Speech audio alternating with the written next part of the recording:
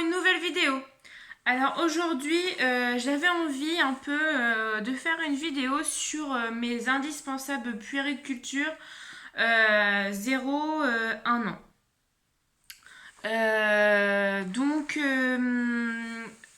Mes indispensables, donc ça va être évidemment en premier la poussette.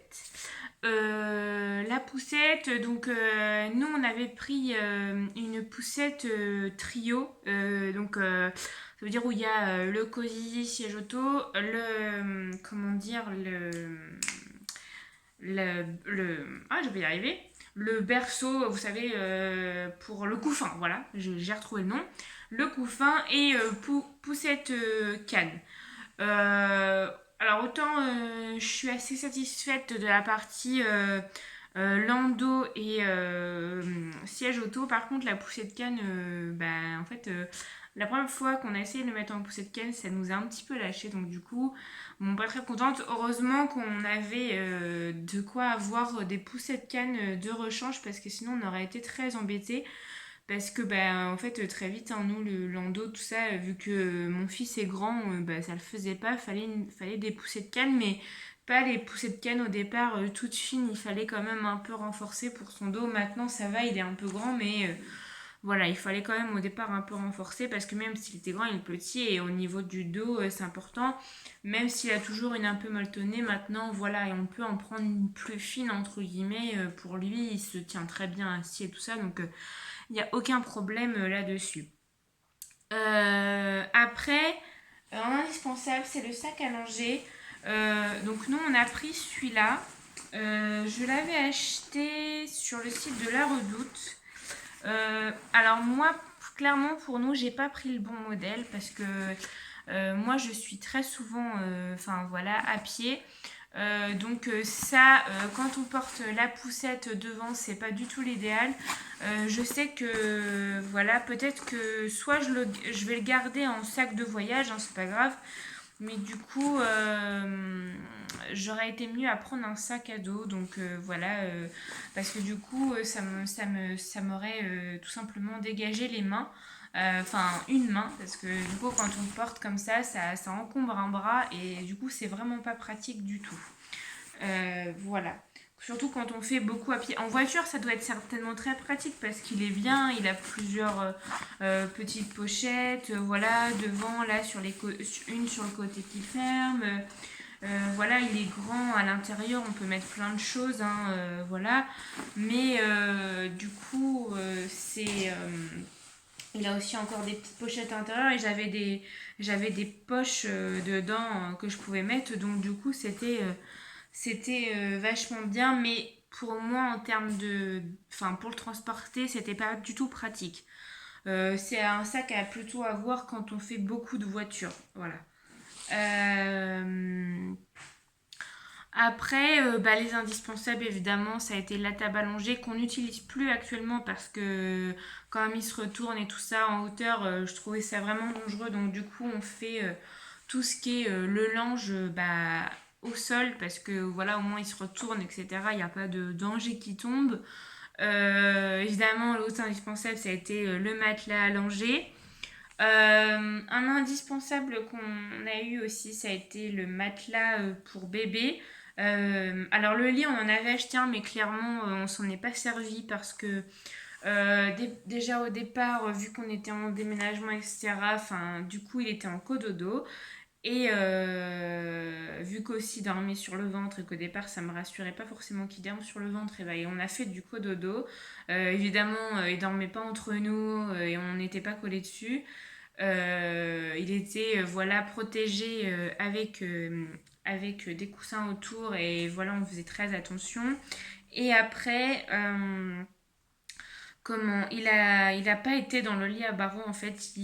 Voilà, on l'a mis au sol et il était très bien comme ça. Il pouvait un peu bouger comme il voulait. Et sans se retrouver le bras entre deux barreaux, comme ça arrive des fois dans les lits à barreaux. Moi, c'était ma crainte, hein, parce que voilà, il a tendance à mettre ses pieds, ses mains un peu partout. Là, voilà, il n'avait pas le risque qu'il se retrouve coincé. Euh, Et puis quand il a voilà commencé à se retourner, à se déplacer, et ben voilà, ça a permis que voilà, il puisse sortir de son lit par lui-même sans être coincé, et ce qui évite aussi qu'il pleure beaucoup quand il se réveille parce que l'impression d'être coincé par ce qu'il y a autour de lui.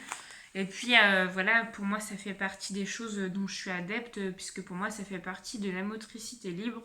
Et donc j'ai déjà fait une vidéo là-dessus, vous savez que du coup je suis très adepte, je vous invite à aller la voir, elle est sur ma chaîne. D'autres indispensables qui ont été pour nous, bah, ça a été tout du coup, vu que Zachary n'a pas pu être allaité, ça a été tout ce qui a été les biberons. Voilà, pour pouvoir le nourrir. Donc on avait acheté des biberons de différentes tailles. Peut-être partir directement sur des grands biberons. Enfin, en termes d'économie, ça sert à rien d'avoir 36 000 biberons, je trouve. Directement acheter ceux qui les plus grands pour comme ça pouvoir évoluer, parce que enfin je trouve que les petits biberons c'est un peu de l'achat pour rien. Après, c'est mon avis, hein. Peut-être qu'il y a des enfants pour qui c'est plus simple d'avoir un petit biberon, mais pour nous, franchement, c'était pas. Enfin, je me suis rendu compte que acheter des petits et des grands, c'était pas du tout utile. Surtout que nous, c'était un glouton, donc nous augmentions très très vite les doses. Donc voilà.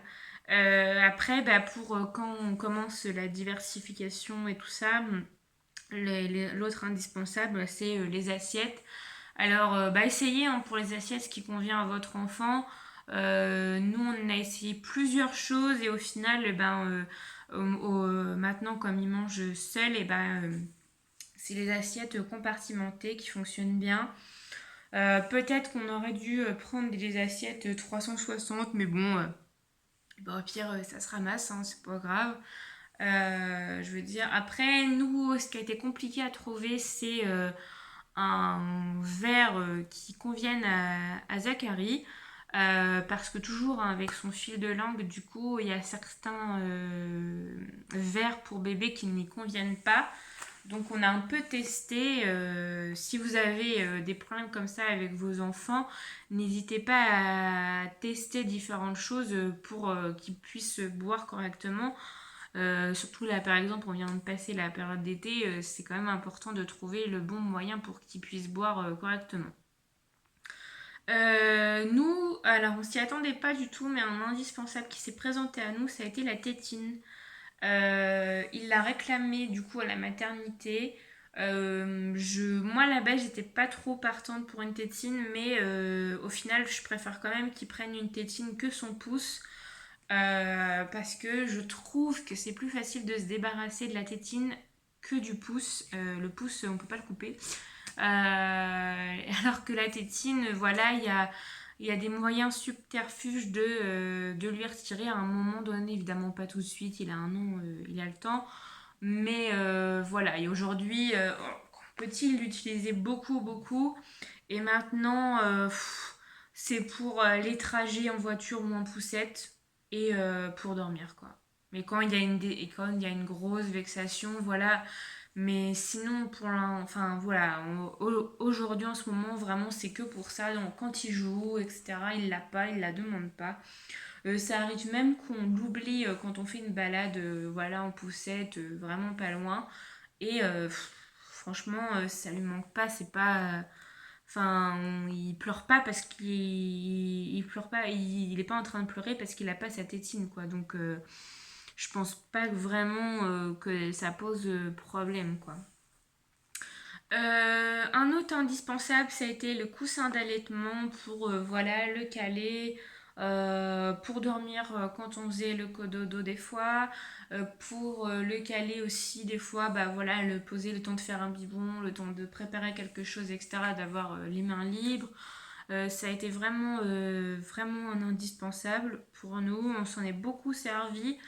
Je crois, si je ne dis pas de bêtises, qu'on s'en est servi jusqu'à ces 7-8 mois. Donc vous voyez, ça fait finalement pas longtemps qu'on s'en sert plus. Donc à la base, je l'avais acheté parce que je voulais allaiter, mais finalement, il a servi à d'autres choses. Voilà, mais du coup, très bien. On avait acheté la baignoire bébé, alors pas le, enfin, je sais plus comment ça s'appelle, pas le vase. Nous, on avait un truc avec une assise, etc. avec la température de l'eau. Bien sûr, il fallait vérifier parce que, enfin, de toute façon, il faut toujours vérifier, même si on a un thermomètre, voilà, que la température est bonne. Euh, et puis, voilà, moi je trouve que c'était très utile, ça permettait d'avoir enfin voilà, d'avoir une meilleure prise pour le tenir dans le bain. Je pense que j'aurais plus galéré avec l'autre baignoire. Après, ça c'est selon chacun, selon la coordination et la dextérité de chacun. Voilà. Ensuite, nous, l'autre indispensable quand il a grandi, parce qu'il a été très vite trop grand pour la baignoire bébé. Donc du coup, on a acheté les assises de bain, vous savez, avec les ventouses en dessous. Enfin, donc, du coup, de douche, parce que on a une douche et donc du coup, bah, c'était beaucoup plus facile de le faire comme ça. Et puis, alors autant je suis pour la motricité libre, mais pas pour le bain libre du tout, parce que, enfin, je trouve que c'est dangereux. Les parois de douche ou de baignoire, ça fait, enfin, c'est très, enfin, on peut se faire très mal. Donc, et puis Zachary est trop foufou pour qu'on puisse lui faire le bain libre. Voilà, il aime bien s'amuser, etc. Et il se rend pas forcément compte de ce qui est dangereux, c'est normal, c'est un enfant. Donc, du coup, voilà, moi j'ai pas du tout pratiqué la méthode bain libre. Je sais que ça existe, je sais pas comment certains le pratiquent. Si vous avez des expériences, vous pouvez le dire, mais moi j'étais pas du tout à l'aise avec cette méthode, donc du coup, c'est vrai que je l'ai pas pratiquée. Euh, D'autres indispensables, surtout, bah, là je parle, donc ça concerne surtout la période d'été, c'est évidemment crème solaire et chapeau. Donc nous on a pris de l'écran, enfin 50 plus écran total, hein. Il a quand même bronzé, mais voilà, c'était surtout par rapport aux UV, on a fait attention, on a aussi pris parce qu'on a fait une journée à la mer et on a pris comment, un t-shirt anti-UV. Voilà, pour couvrir au moins le haut couvrir au moins le haut. Pour protéger du soleil, c'est important, hein. Là, ils ont des peaux fragiles, donc il faut faire attention. Voilà. Les lunettes de soleil, ça peut être un indispensable. Nous, on n'a pas pris parce que clairement, je pense qu'il aurait passé son temps à les retirer et on aurait fini par les perdre. Donc voilà, ça, du coup, ça n'a pas trop d'intérêt. Et après, bien sûr, bah, dans les indispensables, il y a évidemment les jouets. Moi, je considère que les jouets pour les enfants sont des indispensables puisqu'ils sont indispensables pour l'éveil des enfants, tout simplement. Alors, je vais vous en présenter quelques-uns que nous, on a. Je vais commencer par les livres. Alors j'aime beaucoup cette collection-là, c'est Bébé le Balthazar.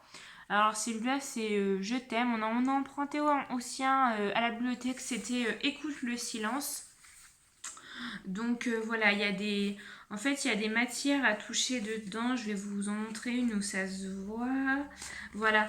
Là, par exemple, vous voyez, on peut toucher les petits poils du canard, du caneton d'ailleurs. Donc, du coup, pour les enfants, c'est bien, hein. Zachary, lui, passe son temps à être comme ça sur les livres parce qu'il croit qu'à chaque fois, il y a des matières à toucher. Donc, voilà. Et ils aiment beaucoup, enfin, moi, je sais que Zachary aime beaucoup et les enfants marchent beaucoup par le toucher, par le goût, etc. Ils ont besoin de manipuler et de sentir les choses. Euh, je suis aussi beaucoup, alors là c'est Petit Loup, les imagiers comme ça. Donc là c'est sur par exemple les formes, les couleurs et c'est évolutif parce que du coup donc là, il y a plus pour le vocabulaire, etc. Mais après, il y a les histoires de couleurs, de chiffres, de formes, etc. Donc, je pense que, enfin, moi, c'est un livre, pour moi, ils peuvent l'utiliser jusqu'à 4 ans, quoi. Donc, c'est vraiment bien et c'est très éducatif. Et en même temps, voilà, c'est amusant, ces petits loups. Zachary a plusieurs histoires de petits loups déjà. Donc, du coup, voilà, il pourra arriver à identifier au fur et à mesure, je pense pas que ce soit encore fait vu qu'il est jeune, mais ça se fera, ça va se faire petit à petit quoi. Ensuite, j'aime bien aussi tous ces jeux-là, les jeux où il faut empiler, enlever, redéfaire, etc. Au niveau de la réflexion, Zachary, il est encore lui à enlever. Il arrive à mettre le dernier, le bleu. Mais voilà, il n'arrive pas encore. Mais voilà, c'est pareil, il y a une différence des couleurs. Ça fait du bruit. Oui, parce que clairement, quand on est parent, faut pas avoir peur de certains jouets qui font du bruit. Un enfant, de toute façon, il fera du bruit et donc on fait pas des enfants pour être dans le calme, clairement. Donc du coup, voilà. Voilà, ils aiment bien, ça fait de la musique, etc. Donc moi, j'ai beaucoup aimé ce jeu. Un autre aussi que j'aime bien et qui fait vraiment travailler au niveau de la dextérité, c'est celui-là. Alors je ne sais plus du tout comment ça s'appelle. J'essaierai de vous le retrouver pour le mettre en barre d'infos, mais je sais plus du tout comment ça s'appelle. Et en fait, voilà, le but c'est de mettre les balles dedans. Et Zachary a bien compris que, en fait, il met que le bleu dans le bleu, ou le blanc dans le blanc, ou le marron dans le marron. Et bon, au départ, il captait pas du tout le jeu, et maintenant, il arrive quand même à mettre les balles. Le seul défaut, c'est que des fois, ça s'enlève un peu trop vite, et donc du coup, des fois, c'est mal remis, et du coup, ça peut gêner l'enfant à mettre dedans. Mais sinon, voilà, c'est très bien. Là, ça tourne. Là, il y a un truc qui fait du bruit. C'est amusant. Donc, il y a 3 circuits. Un blanc, un bleu et un marron. Enfin, là, ça fait pas beaucoup, mais du coup, voilà. Ensuite, j'ai beaucoup aimé aussi ce jouet-là. Donc il y a un système de boulier, je sais pas si ça s'appelle comme ça, je pense que ça s'appelle comme ça. Voilà, donc il peut manipuler. Ça l'intéresse pas trop pour l'instant. Il est plutôt intéressé par les animaux là qui sont là, bouger comme ça. Par l'horloge, il aime bien tourner comme ça. Souvent quand il joue, il tourne comme ça. Et bah, par les lacets, bon, il passe plus de temps à les manger. Hein. Il fait pas les lacets évidemment. Mais du coup, voilà, il trouve ça rigolo. Et puis là, il y a un petit nounours pour décorer le jeu. Voilà. Avec quoi d'autre il aime bien jouer? Ah, il a beaucoup joué à ça. Donc voilà.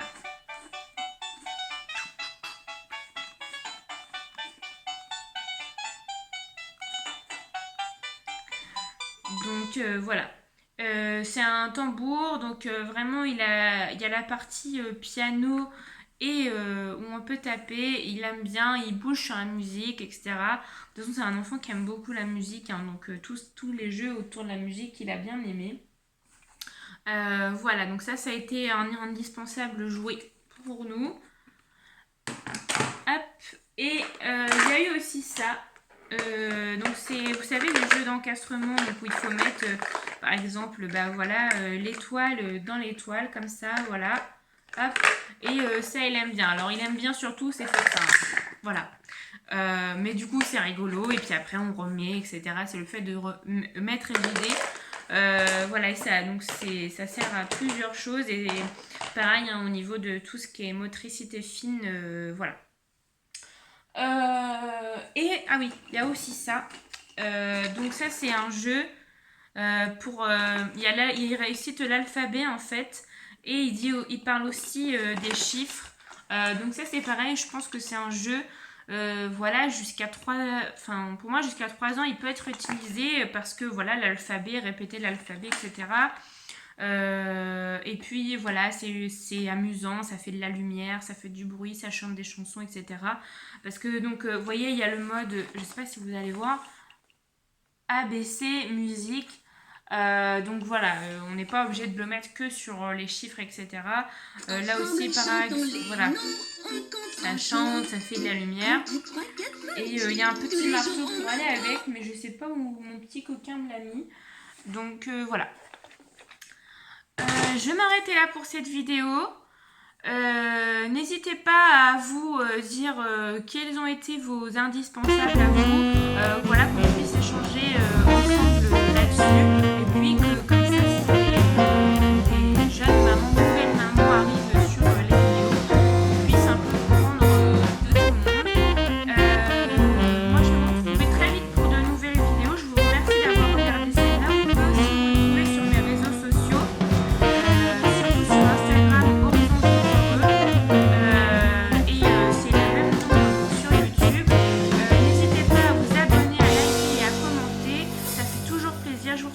bientôt pour de nouvelles vidéos. Ciao, ciao, bye bye.